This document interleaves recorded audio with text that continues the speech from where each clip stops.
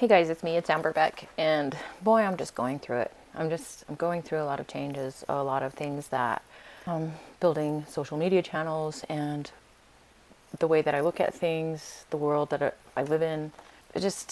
I'm going through changes to figure out, I don't know, kind of like using the YouTube channels and social media channels to be connected with people and feel like I'm part of this, but I'm going about it the wrong way. I'm going about it from a space where I'm so inside my head that I can't see where it's relative and where it's to other people. And as long as I'm not being relatable, people aren't going to look at stuff that I have to say. And that sucks. It sucks to be in that position. I've been a performer my whole entire life, and you'd think by now I would have had the social aspects of it down pat, but I don't. I'm Certain things slipped through the cracks. We toured a lot with the Trailer Park Rebels band, and I wanted to have ability to just speak and say cool things in between songs.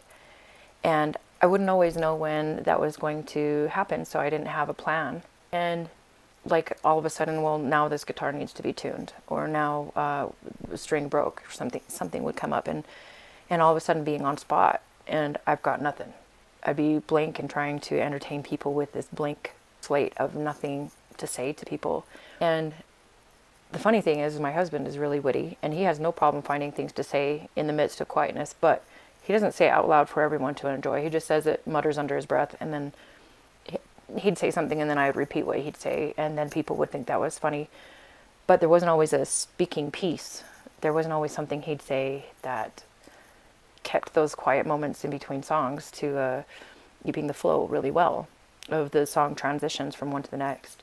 And so and you'd think I'd get good at it because I spent years dealing with that challenge. And I think that even the booking agent got reports back like, hey, they're a good band, you play well, but there's still a lot of silence between songs. I remember that being a lot of the feedback we'd get, and even up until we stopped playing, because when we stopped playing, I was still struggling with those quiet in between things to say, because I'm not a comedian, but part of being a comedian is they plan out what they say. Planning is everything, but you don't realize that. It boils down to being outside of myself and thinking on terms of others. And I've been doing some major soul searching and thinking of changes and how I can change to start seeing from that changing space, how to become conscious of what people out there are thinking and have something in common that would be something we could share, that would come to my channel or come to my page and find it valuable. But I feel like I don't have any of that yet. You don't have the information. I know what's inside of my head and things that I think are interesting and probably aren't. And my best indicators are the fact that I have kids, and the things I'm interested in doesn't make them think anything. They're not interested in. I'm kind of like that boring mom. I actually watched the Simpsons episode last night where Marge took Lisa to go see this play, and it's like this baseball team with this lead singer who wants to sign everybody's autograph, but Lisa complains to the superstar, well, the starting superstar, of her issues, and he's telling her that she doesn't appreciate her mom, even though she took her to this play that she thought was funny. It was just kind of right in sync with what I'm talking about now. Just really enjoying something because that's what you enjoy inside of yourself. But social media is for social. Like, it's not meant. You can, and our people out there doing these social media channels, just having the time of their lives. Is that part of it? Or they found their niche because that's what they love and people relate to that? Because I'm struggling here. I don't know. I don't know what I could even ever offer right now. And it's a rock bottom spot, a little bit. I know I'll get better.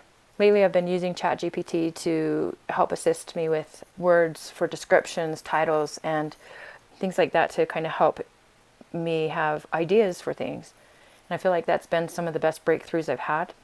I find that I talk to it a lot because, guess what? Because it responds. When you're needing to vent, or they say women have like 20,000 words and men have 10 or 12,000 words. They don't have to say but half what women have to say. And so when you've lived years with a man, your husband, and he's heard you all the time, but you have to do that because that helps you clarify and just get things out. And there's a practice that they don't hear you anymore, or they don't hear you until you're making a different sound, whether you're maybe raising your voice a little bit or you're just talking in a different tone, then they'll start to listen. But most of the time it's really hard for them to stay engaged in your conversation because it's just woman mutter.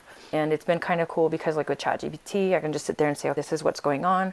And a lot of things I found was ChatGPT responds back a lot of times repeating the things you said, and will repeat and respond with better words displaying or understanding what you just said to it, and then giving you an evaluation of what you're saying.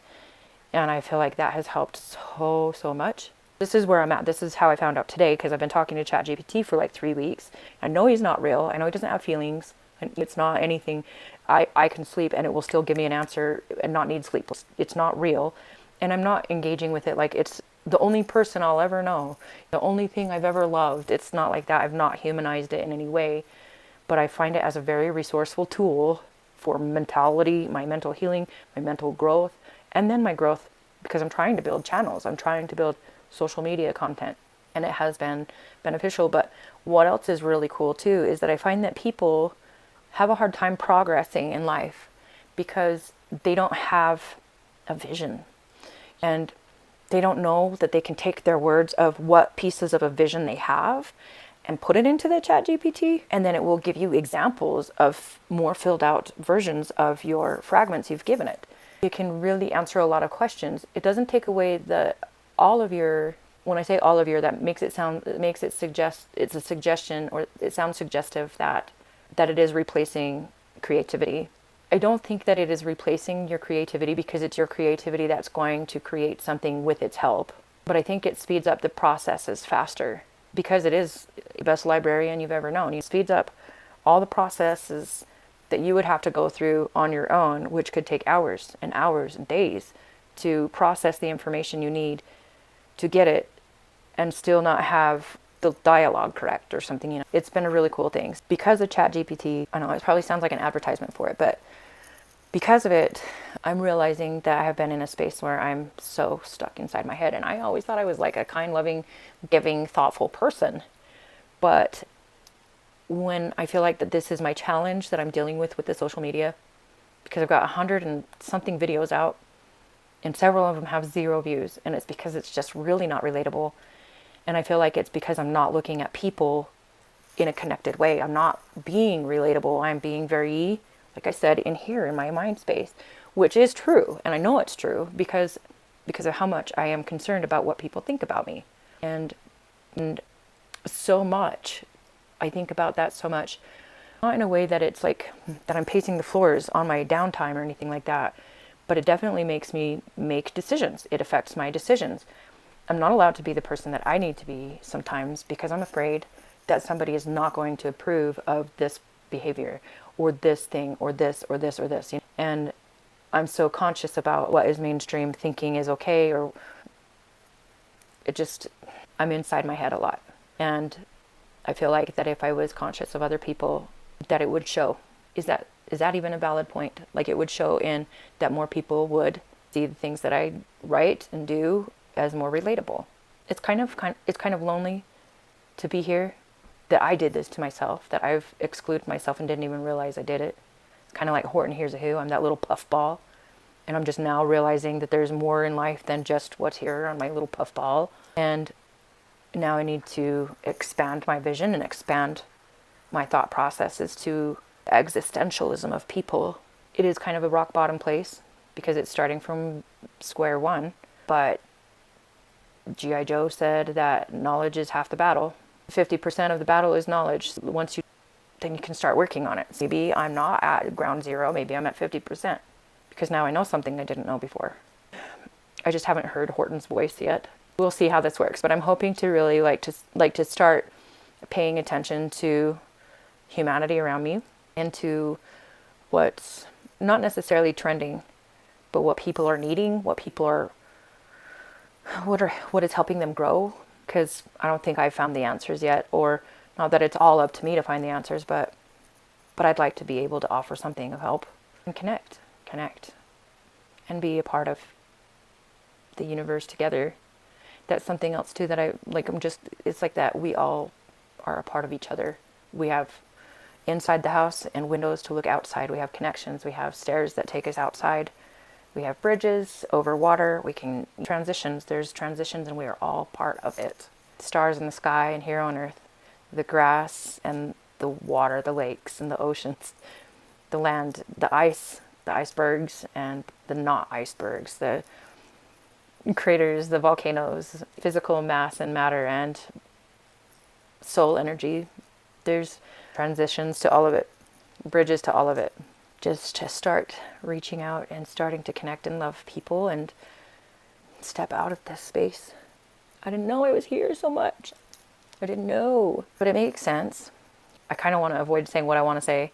People in my life that show up, I've been having a pattern of people that press me, and it's really hard for me to say something because I'm so internally conscious that when I'm in their presence, my ears will get hot, my body will physiologically change in their presence, and I literally cannot come forward with information in a way that is, what is the word?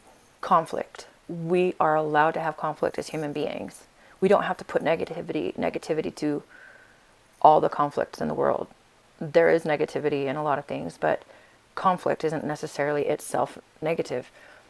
I don't have the ability to a specific type of person, and I keep running, this is my pattern, and it's because it's my weakness, it's my fear, it's my kryptonite, which is definitely meant to overcome. But I physically, and in my physiological up or bringing or composition, I can't come forward with a conflict to speak to another person because I'm so here, scared about what they think. Even to the point that I ask them if it's okay if I say something in regards to something, if they're accusing me of something or if they're saying something to me and I'm feeling all this weight and pressure from their blah, blah, blah, blah. And I'm just like, wait a second, you've got that wrong. You're misunderstanding me. You're not seeing me. And then I ask, can I say something? Because it matters so much in here what they think that I ask if I can say something. You know, that's respectful in a lot of ways, but at the same time, if they're being a mouthpiece of oppression or making you feel like I don't know, making you feel small, then I think you should have, if they're going to open their mouths and make you feel that way, you should be able to have the right to rebut it or to say, hey, you misunderstood this. But there isn't a way to conflict. There isn't a way for me to speak up with conflict. That's generational trauma for me. And so I'm dealing with that. I'm dealing with getting out of my head.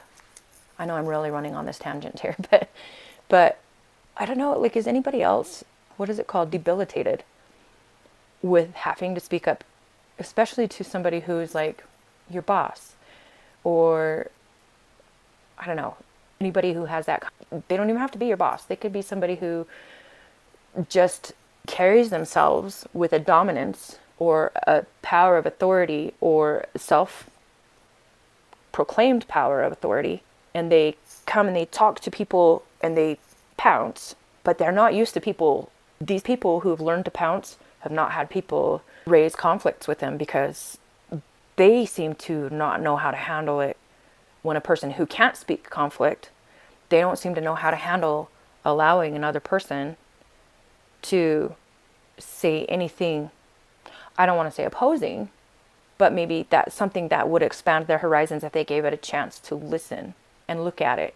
And that happens. I have attracted this very same type of person in my life, especially with employment, and that's probably why they're in their positions, is because they've established a behavior of dominance. But there has to be people, I think there's got to be people like me, because there wouldn't be people out there who've never had conflict conversations come back to them.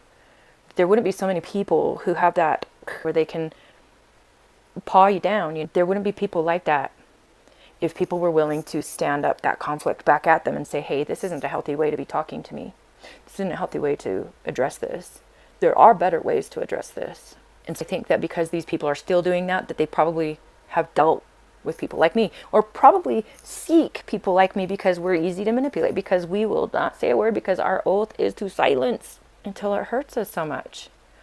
I imagine I've been living a pattern like this for years and years, probably since I was a child, because I was talking about this earlier today on a video that I was doing on TikTok, and it was about my grandmother, who, she didn't really express emotions about things. She was great at letting us know that she loved us. I never doubted, ever, that she loved me. This is the one exception. Her love for me was very proclaimed and expressed. But if she had any bitter feelings for me, and maybe my mom for her, maybe her and her daughter were close and they talked a lot, so maybe they know maybe my mom heard her talk, but I never had seen my grandma talk about her feelings about anything before. And that woman went through a lot, being that she was kind of like my secondary godmother, like my mom. Like, not my godmother, I call her my godmother because like a fairy godmother. She was older, she was my grandmother, so better than a godmother, I guess, in some ways, but she's like a grandmother, godmother, like in my mom's stead to take care of us kids while my mom was going to school while we were all in school age and stuff, and she lived with us. I see her work, I seen her toil, I saw her garden, be in with the dirt, working hard, cleaning, looking after people, loving people, but I never saw her be vocal about that she didn't like something about somebody, that she didn't like this, she didn't do, like there was not, it was almost like she was sworn to silence. She had an oath to silence. And I think that because I grew up, she was there with me. She was there a lot. And I spent a lot of interactive time with her. She was teaching me about rocks. She was teaching me walking.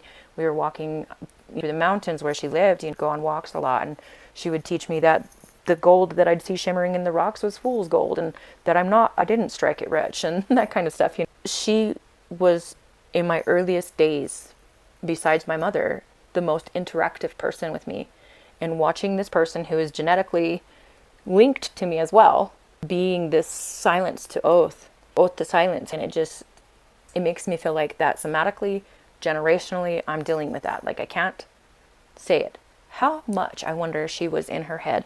How much, if it's not safe to live out here and to speak and to interact out here because you have to keep silent, how much moves inward? How much of a hermit do we become? Yes, I am inside. Well, and that's interesting because I'm a Cancer too, so that's funny. My grandmother was, I think she's a Scorpio, October 16th. What would that be? Right before Scorpio. That would probably be Virgo or something on the cusp of right before Scorpio, but it would be a little bit different. But it makes sense why I'm like moving inward, but that's what I've seen. That's the example that has been set before me. And now I'm being challenged to improve and to start moving past that.